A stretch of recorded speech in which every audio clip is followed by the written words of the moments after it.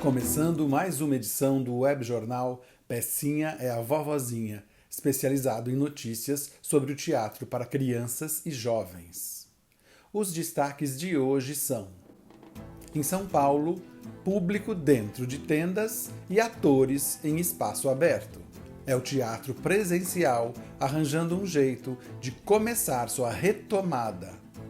Prefeitura de Itajaí, em Santa Catarina, proíbe live que leva o nome de Criança Viada Show. Mulheres marionetistas estreiam portal de vídeos e oficinas para divulgar sua arte de forma digital.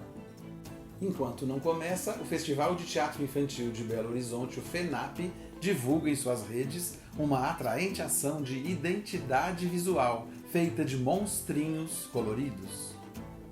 Espetáculo online mostra a realidade de crianças cadeirantes em escolas sem rampas de acesso. E de Curitiba, a atriz, produtora e diretora Bebê de Soares participa da sessão Se Esta Foto Falasse. Inscreva-se no canal e fique aqui com a gente. Já vai começar. Ensaiando a retomada. Desde que se começou a imaginar como seria a volta do teatro presencial depois desse período ainda vigente de grave pandemia, as pessoas sempre falaram no teatro ao ar livre, ou seja, que a retomada seria inicialmente realizada em espaços abertos, para oferecer mais condições de segurança protocolar. Pois a fase do ar livre já começou. O veterano grupo paulistano XPTO estreou no sábado passado, no estacionamento do Teatro Arthur Azevedo de São Paulo, a sua versão ao ar livre do espetáculo infantil mais recente da companhia, Oroboro. O público é convidado a se instalar dentro de tendas ou cabines isoladas por paredes transparentes de plástico e devidamente higienizadas.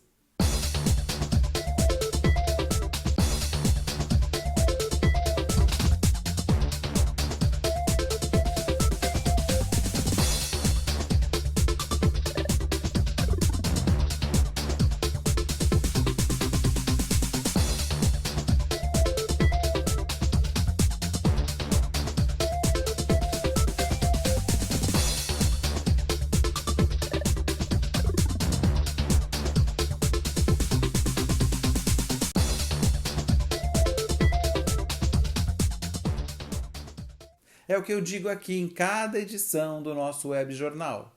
Esse povo vibrante do teatro não cruza os braços assim tão facilmente, não.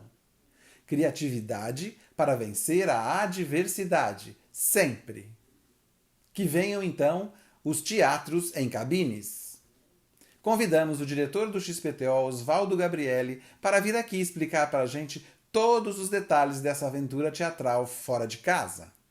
Decidimos investir em um projeto para fazer ao ar livre as apresentações em tendas, né? Que cada grupo familiar estaria disposto em uma tenda, né? Cabem 6 pessoas em cada tenda.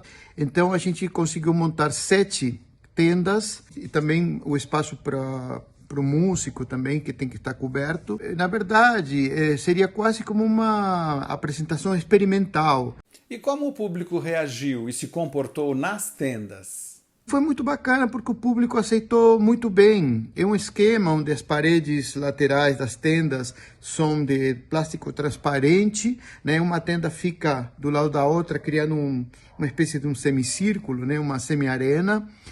E o fato de ser transparente as paredes faz com que você se sinta um pouco como numa plateia real, porque você olha para o lado, tem público, olha para o outro lado, tem público, né? Então, as pessoas estão protegidas e, ao mesmo tempo, estão imersas, né? Nessa coisa típica do teatro, onde você vê as outras pessoas rindo, as outras pessoas reagindo. E a plateia agradece. Você vê as pessoas, no final, muito elogiando esse movimento todo, né, que estamos fazendo para conseguir que o público possa assistir e em total segurança. E as condições técnicas para se fazer ao ar livre? Tudo funcionou? O espetáculo, obviamente, foi pensado para um lugar escuro, né? Ou seja, a gente teve que reforçar um pouco a luz também, modificar algumas coisas, mas funcionou perfeitamente. E tem algo que o público deve saber antes de ir? Alguma regra específica? É gratuito, então é só avisar com antecedência e tentar ir em grupos, porque se uma barraca fica com uma ou duas pessoas, fica um pouco aproveitada. Então, assim, é legal ter um grupo familiar. O teatro infantil permite isso, né? Isso vai durar, na sua opinião? Vocês têm mais planos nessa linha de teatro nas tendas? Estamos pensando num próximo trabalho que já está meio caminho, que provavelmente vai estrear no final de julho, né? E esse espetáculo está previsto para ser feito ao ar livre, porque a gente está percebendo que a dificuldade de utilizar os teatros vai ficar por um bom tempo ainda, né? Eu, pessoalmente, não tenho nada contra fazer apresentações online. Inclusive, a gente já fez algumas. Mas estamos desde metade do ano passado procurando alternativas, né? E sempre tínhamos um problema grande que era a questão econômica, como além de o grupo viver de seu trabalho, né? Todo mundo, como bancar, né, essas produções, porque são caras, são tendas, né, tem muito material envolvido. E quando apareceu a Lei Aldir Blanc, foi uma forma de visualizar uma saída, né? E essas barracas se podem multiplicar a 20, 25 barracas, né? Dependendo do espetáculo. Estamos nesse caminho. Assim, nós acreditamos muito na volta do teatro presencial, acreditamos nesse tipo de teatro, esse confronto com a plateia. Se você quer se confrontar com o espetáculo Ouroboro do XPTO, as próximas apresentações serão sábado e domingo, dias 22 e 23, duas sessões, às 11 e às 16 horas. O Teatro Arthur Azevedo fica na Moca, na Avenida Paz de Barros 955. Vá de máscara. Mas que papelão! Para levar às crianças em casa nesta pandemia as múltiplas manifestações de formas animadas e o estímulo ao aproveitamento artístico de materiais recicláveis, como caixas de papelão, por exemplo, nasceu esta semana na rede o portal A Casa das Marionetistas Livres.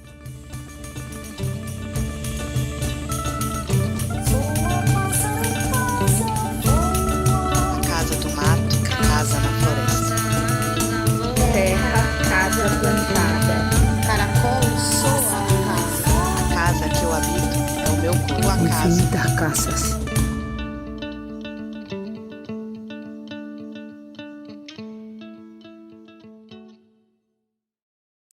Não só o teatro de marionetes, mas outras linguagens complementares, como artes plásticas, música, poesia, narração de histórias e audiovisual, marcarão presença nesta casa criativa, que nasceu não só para fazer germinar nas crianças, em isolamento, as sementes da criatividade, como também para promover o intercâmbio entre artistas mulheres que realizam projetos parecidos, ligados às infâncias. Convidamos uma delas para explicar para nós como tudo vai funcionar no portal. Com vocês, toda a graça e a simpatia de Juliana Notari. Uma caixa de papelão. Essa é a essência da Casa das Marionetistas Livres, um portal de arte para crianças. Trabalhar a matéria, a poesia da matéria, mas aquela matéria que está ali na nossa casa, que às vezes a gente nem percebe, como uma caixa de papelão, de uma comida que chega, ou de um supermercado, ou de um eletrodoméstico, uma caixa. Esse portal é um portal de artes para os pequenos sonhadores. Para as crianças que estão passando por esse momento tão específico, tão duro, tão intenso, juntamente com as pessoas adultas, com as pessoas idosas. A Casa das Marionetistas Livres nasceu agora, nessa pandemia, e ela é formada por 8 artistas, marionetistas, poetas da matéria. Maria Zucchim, Juliana Notari, Júlia Barnabé, Rocio Walls, Nina Vogel, Fátima Lima, Dani Boni e a companhia Me Vi Te Vendo. A gente está numa alegria sem fim com essa abertura desse portal e a gente já lançou um vídeo que chama Entre. Entre.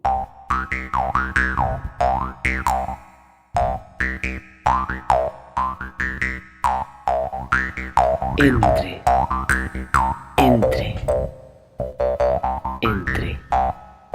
Toda segunda-feira a gente vai lançar um vídeo novo.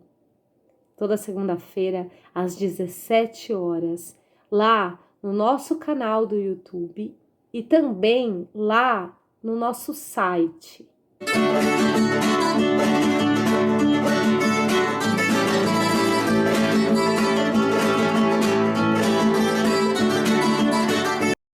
Além disso, acompanha o vídeo de cada artista uma oficina ou um experimento para compartilhar um tempo criativo junto com as crianças de várias idades.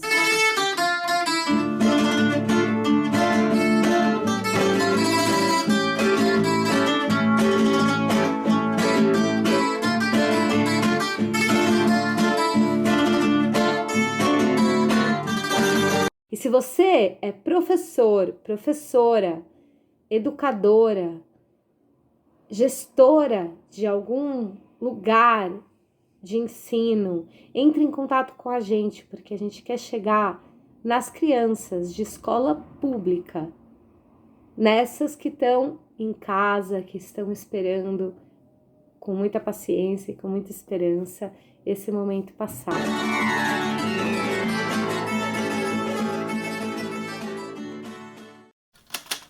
A palavra do autor.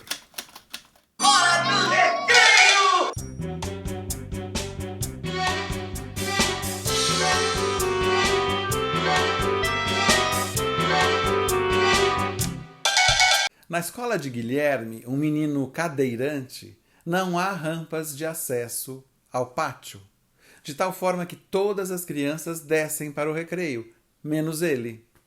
Este é o ponto de partida do espetáculo virtual infantil Hora do Recreio, escrito e dirigido por um veterano do teatro para crianças em São Paulo, Fernando Lira Júnior. Ele está no nosso webjornal para falar de sua criação.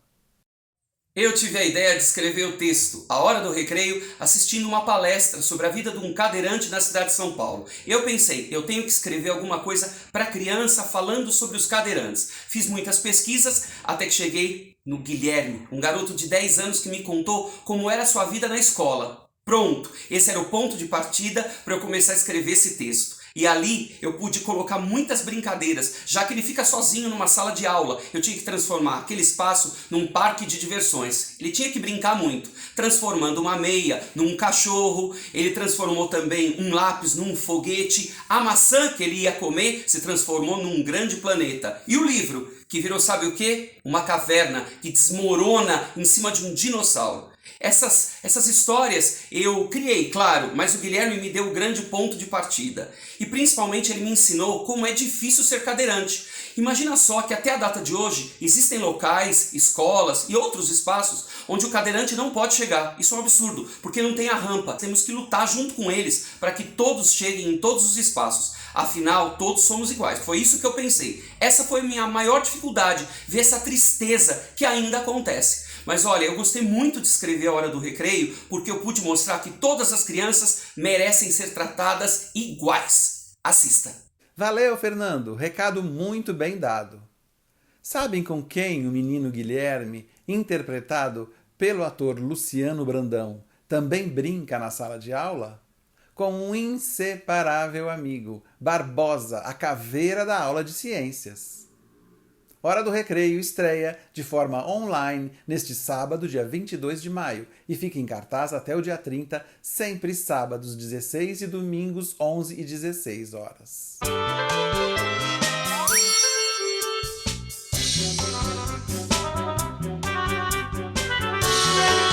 É grátis, mas você precisa reservar o ingresso pelo Simpla para conseguir o link de acesso, com tradução em libras e audiodescrição.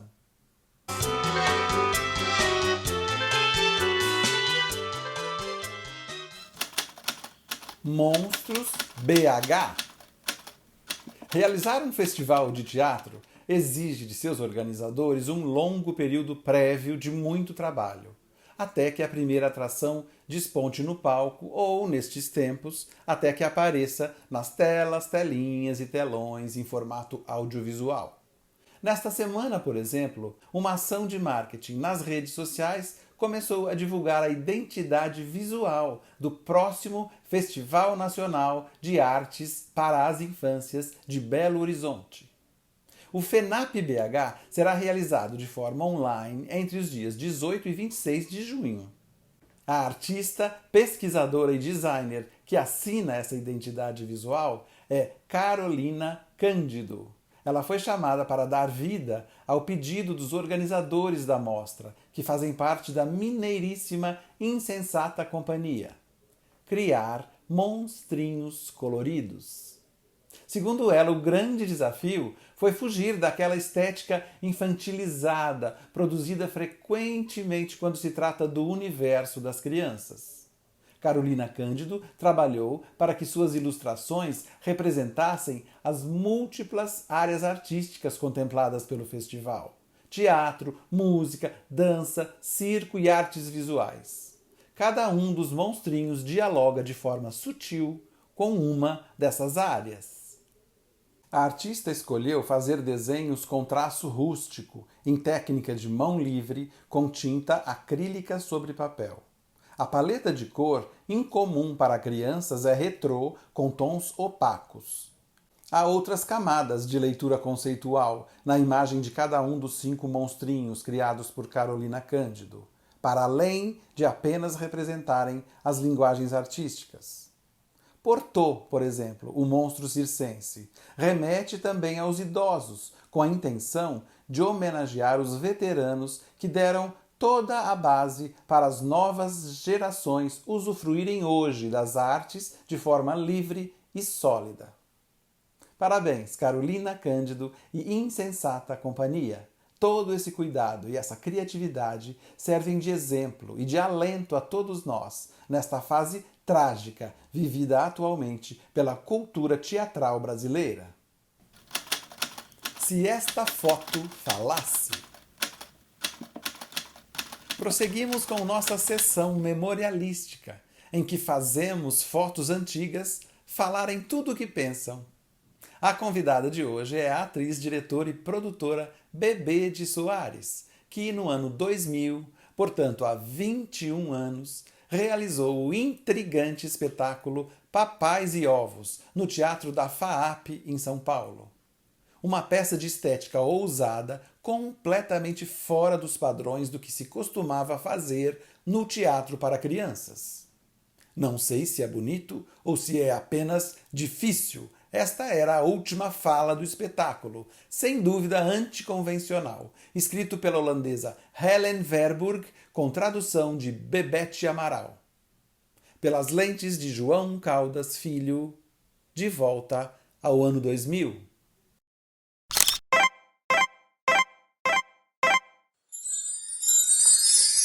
Oi, Dibi. Olha, você não podia ter escolhido uma foto mais emblemática para mim, que é essa foto de Papais e Ovos, a famosa cena do vento.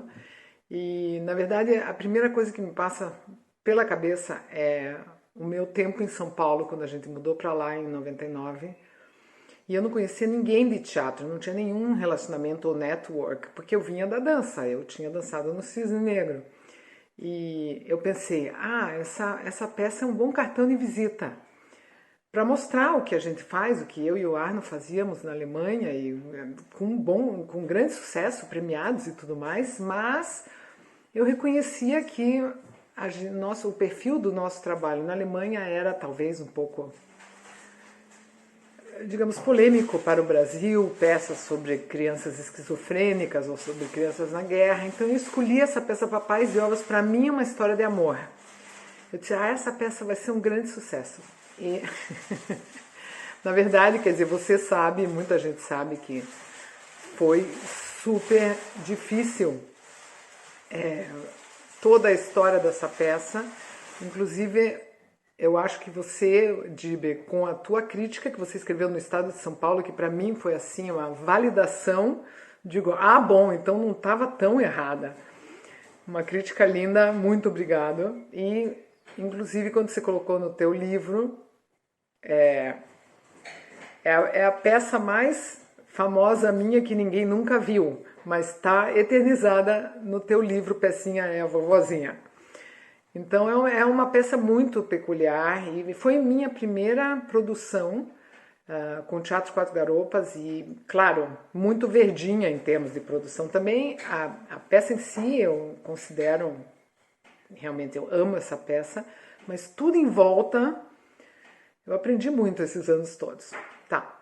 E a primeira coisa que me vem à cabeça com essa cena é que, bom, enfim, essa peça são dois pinguins, uma mistura entre pinguins e seres humanos que se encontram em São Paulo, não resistem, tem a cena da copulação famosa e ela põe um ovo. E aí, afinal, ela coloca o ovo e ela, protegendo o ovo, é a cena do vento, o pinguim, que era o Newton Bicudo, nessa versão, ele perguntava, da onde vem o vento? Nós não podemos deixá-lo ao vento. E eu só soube, semanas depois, que o meu filho Vicente, que tinha 5, 6 anos, ele era no Teatro da FAP, ele ia andando agachadinho entre as fileiras e falava para as pessoas, agora vem a cena do vento. E isso quem me contou foi o Luiz Arrieta, já numa das últimas apresentações, e depois realmente foi confirmado que ele fazia isso sempre, e ele estava o tempo todo no teatro. Então eu amo contar essa história e, enfim, muito bom ver essa foto e lembrar de tudo isso. É isso, podia falar horas sobre essa peça. Um beijo para todo mundo.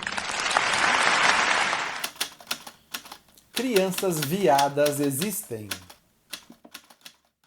No final da semana passada, na cidade de Itajaí, em Santa Catarina, a equipe artística do projeto online Ações para Reexistir Criança Viada Show, projeto voltado para o público adulto, não para crianças, recebeu uma notificação da Fundação Cultural do município, comunicando o cancelamento da atração, que estaria nas redes no sábado, dia 15 de maio, a partir das 20 horas.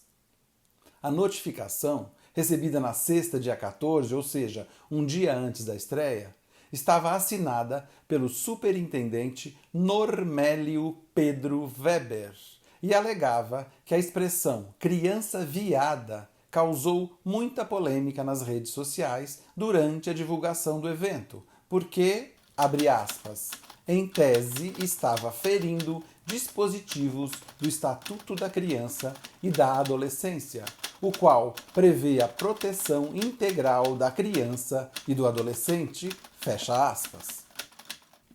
Não demorou para que o atual ministro da Cultura deste país soltasse nota não só em apoio, mas parabenizando a medida da Fundação Catarinense.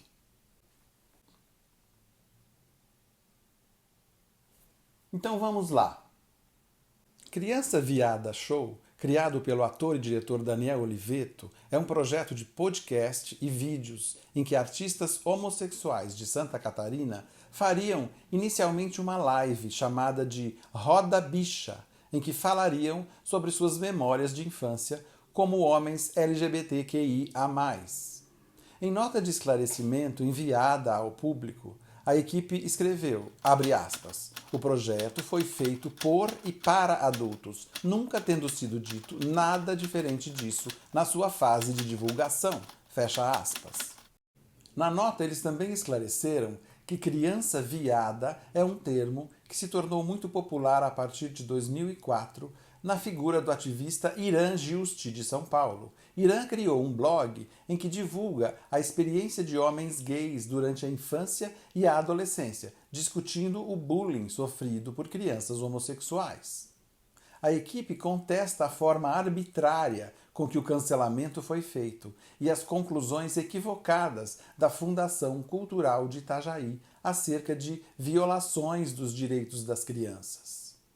E encerram a nota da seguinte forma, abre aspas, falamos aqui de gays que foram crianças. Falamos aqui de mais um caso de suspensão da luta, do direito de dizer, do direito de ser. É com imensa tristeza, pouca surpresa e nenhuma apatia que viemos nesta nota dizer que nossa live está suspensa, mas nunca cancelada. Quando tudo o que não foi lido sobre nosso projeto for finalmente compreendido pela Fundação, nós voltaremos. Somos artistas, somos gays, pesquisadores, produtores, somos resistência.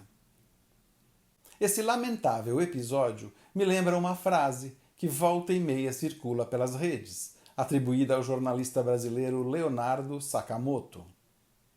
Falta amor no mundo, mas também falta interpretação de texto.